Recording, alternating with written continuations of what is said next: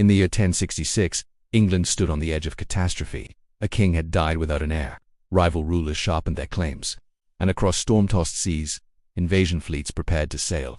What followed was not just a battle for a crown, it was a collision of cultures that would permanently reshape England's language, laws, and identity.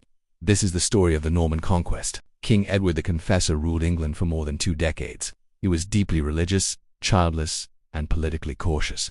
His long reign brought stability, but his failure to name a clear successor would doom that peace. Edward had spent much of his youth in Normandy, surrounded by Norman nobles, and this connection fueled later claims to the throne. When Edward died in January 1066, powerful men immediately moved to secure England's future, or seize it. The English council, known as the Witan, crowned Harold Godwinson king. Harold was no stranger to power. He was a seasoned warrior, an experienced commander, and the wealthiest noble in England. But his rule began under a shadow. William of Normandy claimed Edward had promised him the throne, and worse, that Harold himself had sworn an oath supporting William's claim during a visit to Normandy years earlier. Harold denied this, but William saw it as betrayal. Meanwhile, to the north, Harold Hardrada, king of Norway, believed England was his by Viking right. He assembled a massive invasion force, joined by Harold Godwinson's own exiled brother, Tostig. England now faced threats from 2 directions. Harold stationed his army along the southern coast, waiting for William, but unfavorable winds delayed the Norman fleet. Then disaster struck. In September 1066, Hardrada's Viking army landed in northern England. Harold marched his forces north with astonishing speed, catching the invaders completely off guard at Stamford Bridge. The battle was ferocious. One Viking warrior reportedly held a bridge alone, cutting down English soldiers until he was finally killed from below.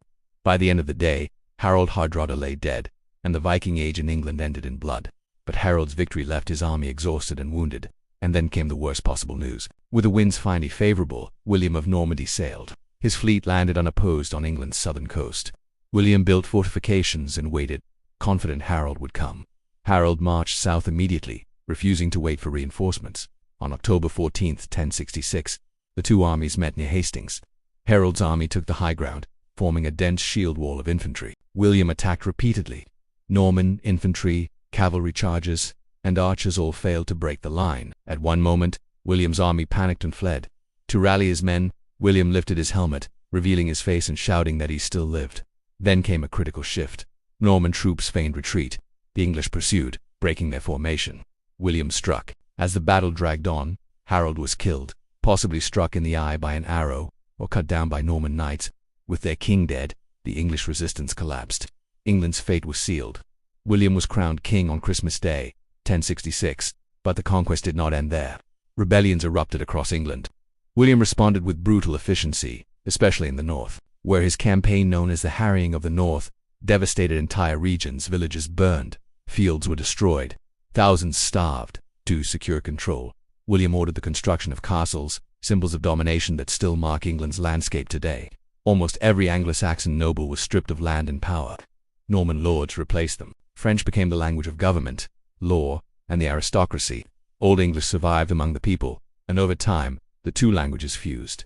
This is why modern English contains both simple words like cow and sheep, and elite words like beef and mutton. In 1086, William ordered a detailed survey of his kingdom.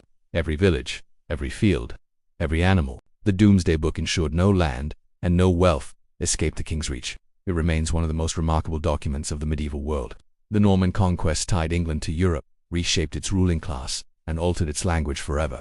It was the last successful invasion of England, and its echoes still remain, in stone castles, in laws, and in the very words you hear today. 1066 was more than a date.